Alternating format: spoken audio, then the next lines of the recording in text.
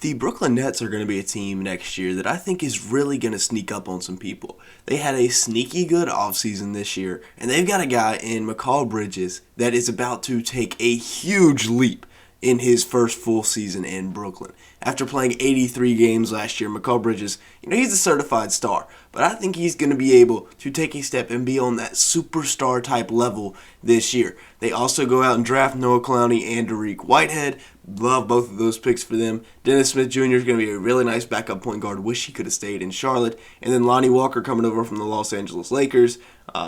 Bit of a profit from that playoff run. So now, before we get started, make sure to hit the like button and leave me a comment down below. Let me know your thoughts on the Brooklyn Nets. And if you're one of the 96.4% of the people that watch my videos that are not subscribed, go ahead and hit that subscribe button. It'll mean a lot to me, and it'll help the channel out in the YouTube algorithm. We're trying to get to 10K by the time the season starts. Now let's go ahead and get started. Looking at the Brooklyn Nets star, looking at his stats in Brooklyn from last year, because of course in Phoenix he was like the third option or the fourth option. Once he became the number one option, he had a 30.3% usage rate. So 3/10 of the time that his team got the ball, it was in his hands. 26.6 points per game, 4.5 rebounds, 2.7 assists. Dude was a monster last year in Brooklyn. Like, those are all-star, potentially all-NBA type numbers, even though there were some crazy stat lines put up this year. 48% from the field, 37% from three, 1 steal. Mikal Bridges was doing it all this year for the Brooklyn Nets in 35 minutes per game, played in 83 games, like I said, which is something that has never been done before. Kind of crazy when you think about it. Now, I think he's going to have an even more expanded role. He's shown the Nets what he can do, not only as a role player in Phoenix, but as the guy in Brooklyn. So I think that the Nets are really going to open that offense up. He's going to be the number one option. I'm not sure who the number two will be, maybe like a Cam Johnson type.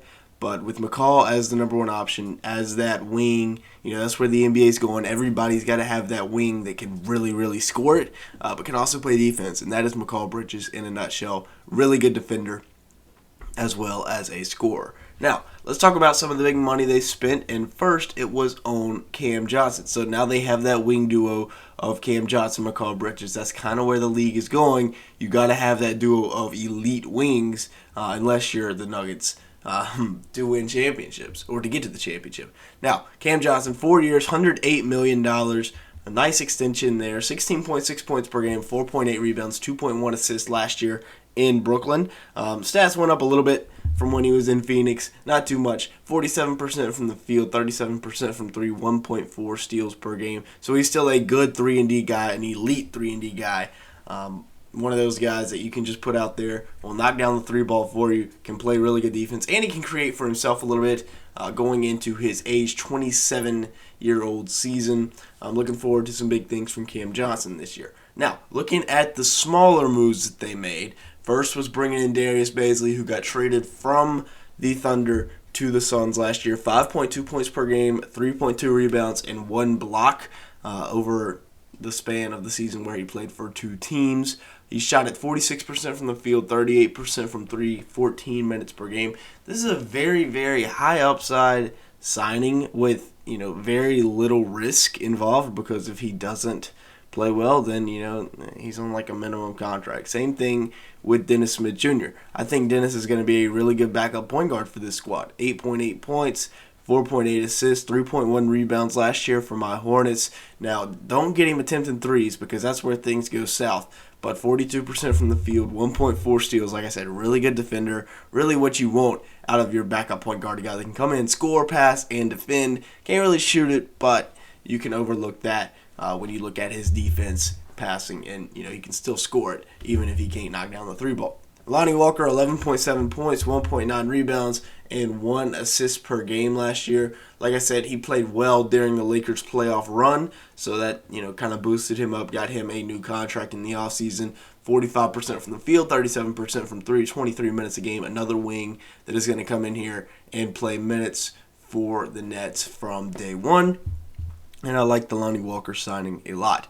Now, They took a swing on a couple of huge upside prospects. Dariq Whitehead was a top 5 ranked player in this class for a reason before the injuries happened, and I still fully believe that he's going to be a guy that teams are going to really regret passing on due to injury. But at 6'8", he can do a little bit of everything with the basketball. 3-level scorer and a good defender. And then Noah Clowney, really a project player, but at 6'10", 6'11", and can move.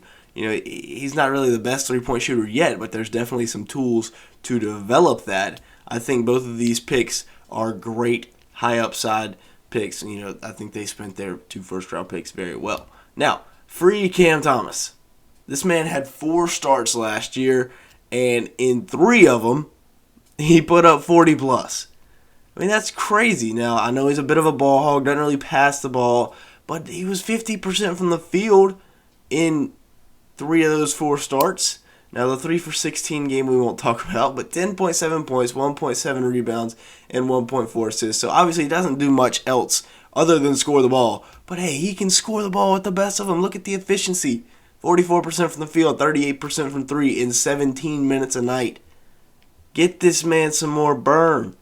I don't know what is going on up in Brooklyn, why he's not playing. I've been saying this for basically the whole year. Play Cam Thomas. I don't get it. Looking at the lineups, though, this year, this is my projected lineup, so if you got an issue with it, you can go down to the comment section. We can talk about it. Spencer Dinwiddie at the starting point guard spot, back in Brooklyn. He's just going to be solid starting point guard. And then you got your wing duo, Cam Johnson and Mikal Bridges. We talked about them. Both can defend, both can knock down the 3 ball, and both are going to be really nice starting options here for Brooklyn. Then you got Dorian Finney-Smith, so you got 3 elite wing defenders in Cam Johnson, Mikal Bridges, and Dorian Finney-Smith. DFS can also knock down the 3 ball. I'm liking this Brooklyn starting lineup because just look at all of the defense. With Nick Claxton as well, they got clamps, and Nick Claxton took a leap last year. I'm excited to watch this team because they have the scoring now. With Mikal Bridges taking that leap, this Nets team, they're going to lock you up, and you better be ready for it. Looking at the bench, even more clamps with guys like Ben Simmons. Ben Simmons is a huge X factor. Is he actually going to be able to come back and play a full season? Because if he is, he's one of the best defenders in the league on the perimeter. Darius Bazley, he's got defensive upside. Lonnie Walker, good 3-and-D wing. Cam Thomas, of course, he doesn't really care too much about defense. He is more of a scorer, and that's just what he does, is score the ball. And then Dennis. Dennis is a really good defender as well. Dennis is going to come in, swing the rock to Cam Thomas and Lonnie Walker. Cam Thomas is definitely going to be the scorer for this bench unit. Lonnie Walker can score a little bit as well, but, I could see Cam Thomas coming in off the bench as the 6th man, coming in, getting like Dorian Finney-Smith, moving McCall to the 4, Cam Johnson to the 3, and Cam Thomas is going to come in and put up 20 in the first half off the bench. I can see that happening some nights here in Brooklyn. And then you also got the 2 young guns. Like I said, these are my 2. I really like them. I like both of them. I love Dariq Whitehead as a prospect just because of that potential he possesses at 6'7", 6'8", and can score from all 3 levels. Brooklyn has a chance to have a hidden gem here on the squad. And then Noah Clowney could be a guy that could definitely develop as well. But like I said, my X factor for this Brooklyn team is Ben Simmons. Can he play a full season? Because if he can, he gives even more passing and defense to this Nets team. Now, I know his contract is insane, but if he plays out the duration of this, and, there's nothing really expected of him this year, so hopefully he can play a full season.